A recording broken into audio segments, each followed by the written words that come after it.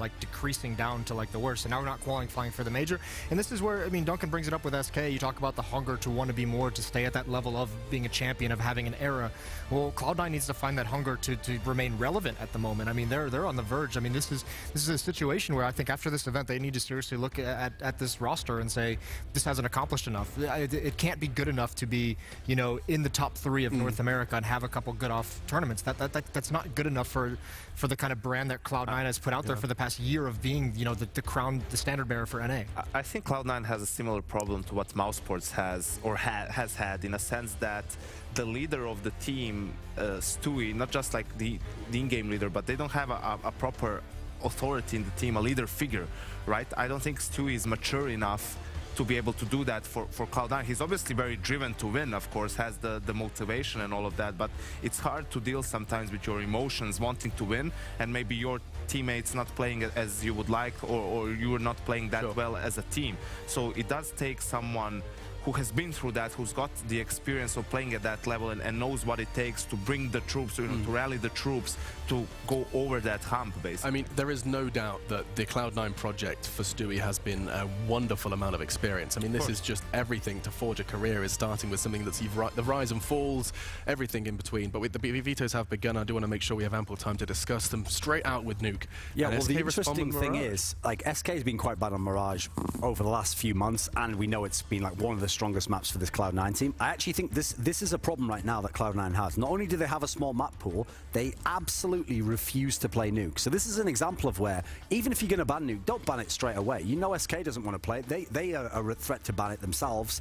And this is just an example of how small the map pool's gotten. Taking out Cobblestone, that was a map where when they won in Sao Paulo, they were winning on that map. They were able to play that map. Admittedly, a very strong map still for SK.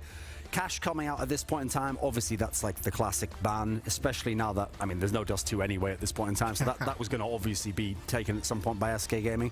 I mean, it looks like we're heading, overpass is still on the table. That's something where we certainly could get there, because surely, I mean, it's actually Cloud9 themselves who banned Train. That was a very strong map from early in the year, but I think unless you're a Virtus Pro, unless you're a Strat, you're not going to play SK on Train, I don't think so. Cloud9 Inferno curveball? I don't think they're going to play Inferno, personally. I think that's, if they're so reticent to play something like Nuke and never even going to try it, I think at this point you say, okay, overpass is just where we're going to go, you know, we can play the map, let's just go for it. I mean, obviously we saw what happened last time they played it. Although Cloud9 was notoriously bad on Inferno throughout the history of the team, but yeah, the SK goes for the safe play, they go for overpass, and I mean, it's a map they've historically been very strong on. At one point in time, the best team in the world on the map, so they also got to see how Cloud9 plays it, but you know, a lot of it revolves around Stewie. He doesn't need to get 30 kills to have a lot of impact for C9 on the map. You could see it a lot of the times trying to get control of the map by himself, control of toilets, and even going for a fake towards A, and if that fails early on in the round,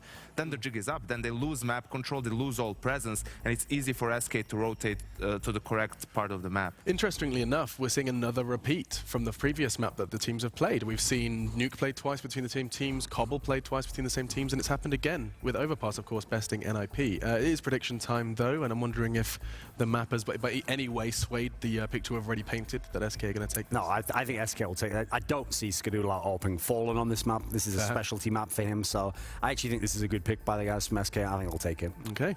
Yeah, I'm going to take SK as well. I mean, don't expect to see that performance even to begin with out of Skadoodle twice. SK's not going to let him have that much space, and also Stewie and Automatic, if they struggle with it, it's just going to look awkward. This is the map they also collapsed famously against Opticon with a 12-3 lead.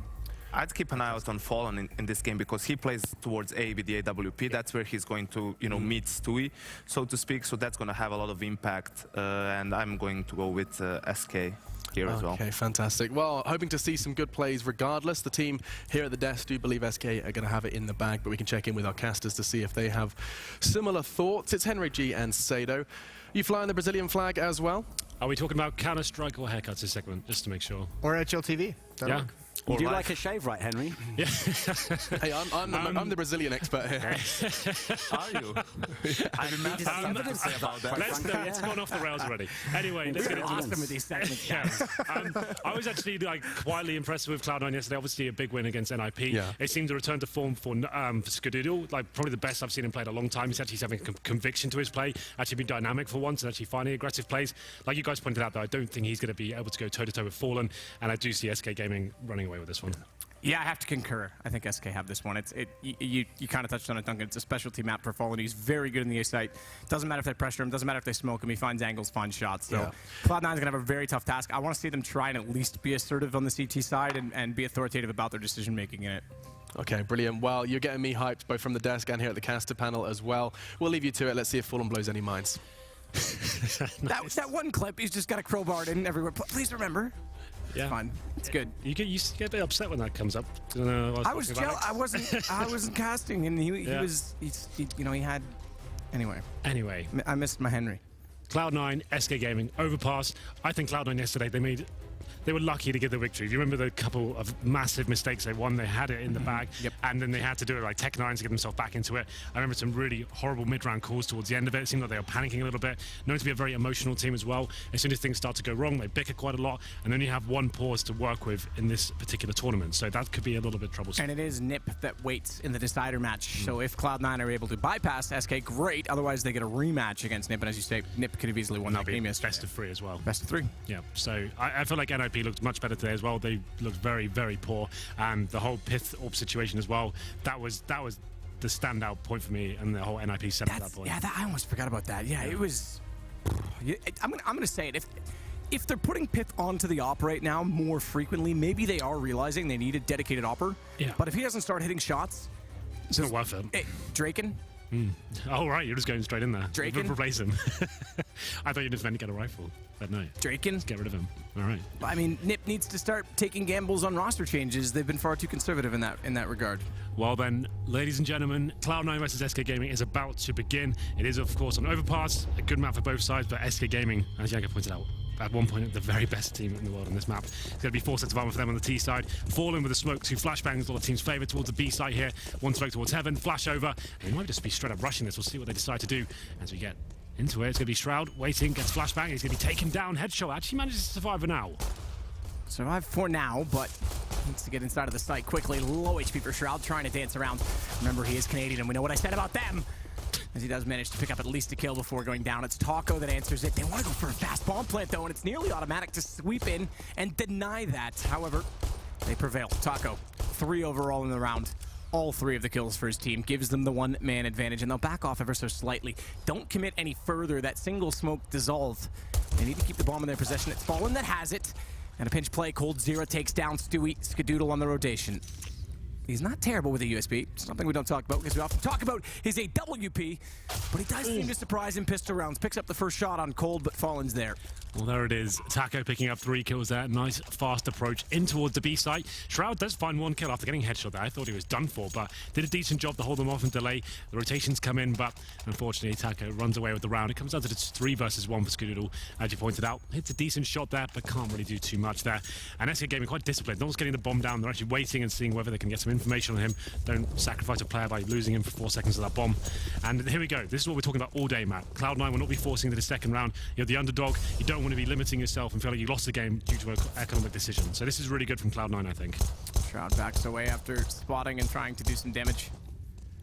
And this is you enjoying the thought process to go into the next round. It just makes sense, right? The gun round. You are the underdogs. You don't want to feel like that's the way you lost the best of 1. If it's the best of 3, you can afford to take a few more risks and see if it works out for you. I feel in this particular matchup, they've already lost a pistol here. Let's make sure we actually get the first full gun round and not throw anything away. It's true. It is compounded pressure in the fact that your decision-making has to be accurate over 1 map at a best of 1. Good boost up from Cold. They are going to try and get damage where they can on these pistols and get guns down. Force reinvestment. But they committed to having that be the scenario pretty early on by stacking up over toward A. Shroud's got people below him. I'm not sure he's aware of it. He's making a lot of noise. Now he is. How does Fur... Okay, I'll take that back. It is Fur. We know hearing sometimes does elude him, but he does very well to get Phelps damage, and therefore the bomb takes him down after the round as well. So 2 people killed out by Shroud at the end. That's forced somewhat of a reinvestment. Indeed. Well, there it is. It won't be much purchased from Cloud9 going into this round. They're like very light. They could get more P250s. A Deagle for Shroud, it seems. And they have 1 flashbang as well. So a lot of teams like to stack towards B. You saw SK Gaming quite fast towards that bomb site. That could be an option for them. But it looks like more of a traditional setup here. 2 players towards bathroom and 3 towards that B site. Molotov from Taco to slow down any pushes. And Shroud going in for the 1 digs. And not meant to be, though. Fur takes down the Mac 10 at range with no armor. That weapon does rip through the flesh of the CTs. Skadoodle with a quick check to spot out inside of water with Stewie 2K. Nothing backs off toward A site. And Tim, automatic. Oh, yeah. For those of you who aren't familiar with his real name, is going to be playing inside of the A site, so that's who that is. I'm sure you could have figured that out. Well, it's automatic, isn't it? That's how he does it. It is automatic. Yeah. It's trivia for you, though. You're so swift. Not as much as Taylor, but you're kind of swift. She's also better looking. Phelps true. takes down nothing with the UMP. Tim plays in behind the truck, does pick up one in a second. Good headshot on it. Phelps stays alive long enough to spot where Fur's playing from, but can't land the shot. It brings it to just Skadoodle remaining. Yeah, not really much you could do here. They found a couple of frags, but it wasn't like a full investment for SK Gaming. They had a couple of SMGs there. And Automatic does change his name on your screen, as you can see. So there it is. Yes, thank you, Automatic. Makes sense. I tried to tell him in warm-up, but he didn't listen to me. For the sake of consistency. Well, the good news is, though, going into this round, all the players have $6,000. Normally, after you force by their second, you've got like 4,000 to 4,500, and it's always a limited buy. The AWP sometimes goes a little bit more conservative, but they have got everything they need. They've got the defuse kits, the AWP for Skadoodle. That would have been a real disappointing way to kick things off if he doesn't go to this first round with the AWP, considering the performance he put in yesterday. One of the best we've seen in quite a while from him, probably since Pro League. And he was looking great, so we'll see whether we can continue that form here today. Problem is, Fallen waiting on the other side, arguably one of the best AWPers in the world right now. It's the highest rated opera last year. It's number 2 in the world overall skill. Know whether that's directly correlated to his op skills or the fact that he also in-game leads. You can take your pick on that. Guardian was way down 18th. I think Kenny S was 11th or 12th? Yeah. Somewhere in that realm. Shroud on fire, blinded, taken down. Fur walks in, finds him with a MAC-10. Good entrance for an SMG. There's 2 of them in play. Skadoodle with the AWP, limited tremendously. Fallen finds the shot on automatic as he tries to get above the smoke and spot them. Look at the nade come through. Didn't even spot it until it was on his face. Fallen finds another on Stewie trying to push around on the ramp. Good hold from him out toward Monster, knows the angles perfectly, and Taco goes hunting. If I'm not mistaken, though, nothing. Oh, no way! Is he gonna get clever? It's not what his intended plan was. He wasn't trigger disciplined to line them up. He was actually hoping they would run away and he could slip in behind. Nearly worked out because they almost line it up for him, and Skadoodle's trying to save the op. It's a desperate ploy at this point in time because watch behind. Phelps is sneaking down from long. Taco's from CD Spawn as well, and he's going to find him. So that's a big, big round for SK Gaming. That's what we call a bonus round. You've won the pistol, you get the 3-0. Some call it others. Yes, some people have other names for it. And you save SMGs. They had a MAC-10, I believe, and a UMP. They just go for a very fast B execution. If you win that round, your economic situation is going to be fantastic. And you can see lots of money left over. Falling with 7k, Coldzera, Phelps and Fur with 5 grand. So got a couple of rounds in the bag here. It's going to be an eco for Cloud9. The 5-0 is always a horrible way to kick things off in the CT half, but they have found themselves in this position. PT50s, Deagles, a couple of flashbangs, and they have stacked towards A. No presence towards B whatsoever. Okay, Shrouds towards Heaven. I'll take that back a little bit, but you know what I mean. They're actually focusing on maybe trying to flash towards mid and try and find the first pick, but no rush here from SK Gaming this time. Full default. Want to kind of ascertain what kind of weaponry the opposition have here. Get a pick, work together, treat it like a gun round. You can see all the smoke's actually flying in towards B now. This actually is a fake, I would suggest, at this point. So there's actually Molotovs and smoke supporting the B side. You sure know how to spot a fake, Henry. I do. Stewie playing the stairwell with his lovely P250. Timing is everything as well. Phelps goes down. Stewie has a gun at his disposal at the bottom of the stairs without information as to what's to his right inside of the hallway, but knows there's one more toward the park. It's Cold that slipped in behind them. Nice play from Stewie. He's got a second. It's Cold that has to pull this back, and there is an AK up. Lovely shot from Stewie. What a round he's having. 3 kills. All 3 of them for him so far. And this will force them back into the site. It buys a little bit of time. Taco's gone on to B, but Bomb is way back toward the park, so Fallen has to go get it. 35 seconds remaining as well. This is a bit of a problem. The B site is open. That's where Taco will be waiting for Fallen, but and Fallen has to go slow because Fallen has a suspicion that they've spotted the bomb, so he has to clear the angles just to get to it. That buys an additional 3 to 4 seconds, which is a lot at this point in time. So he will have time to plant the bomb here, but 4-on-2, and Stewie hitting those kind of shots, and 2 AKs picked up at Cloud9 still heavily favors them. So he'll get there. They're not pushing, they're not pressing, so Fallen will have no pressure on him to plant that bomb with 8 seconds.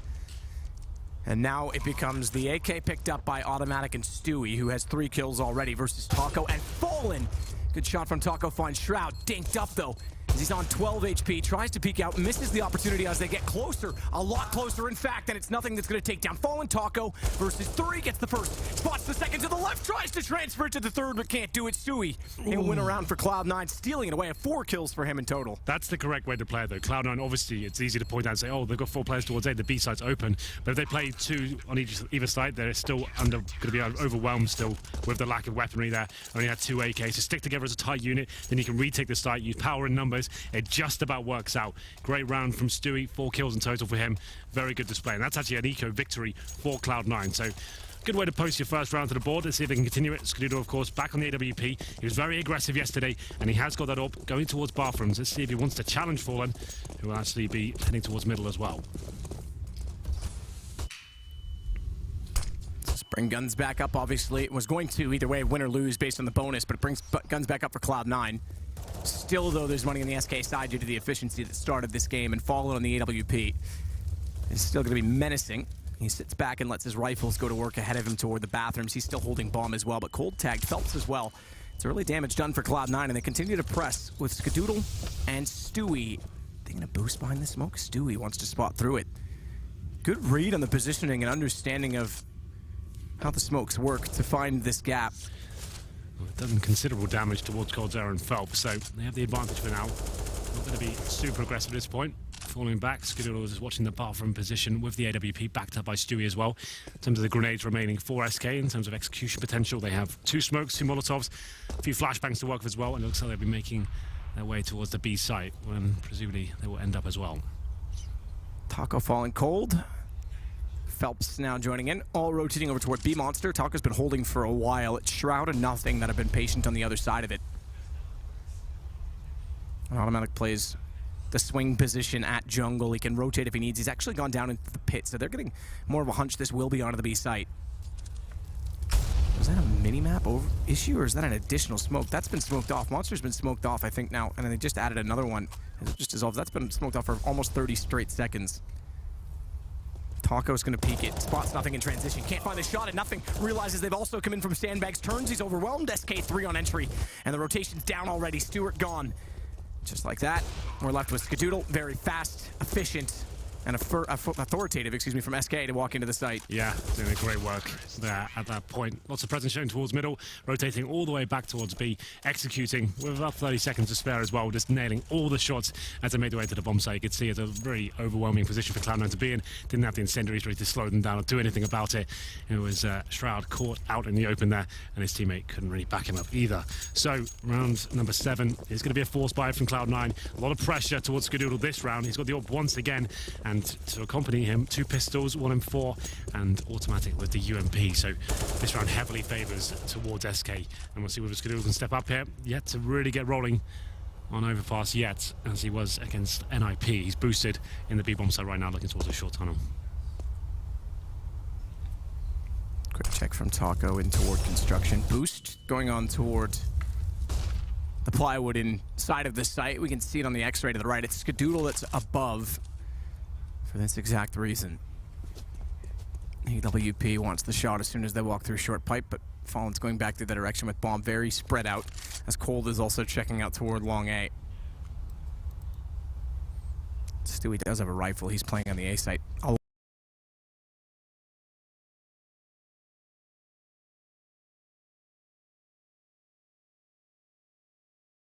Alone at this point in time.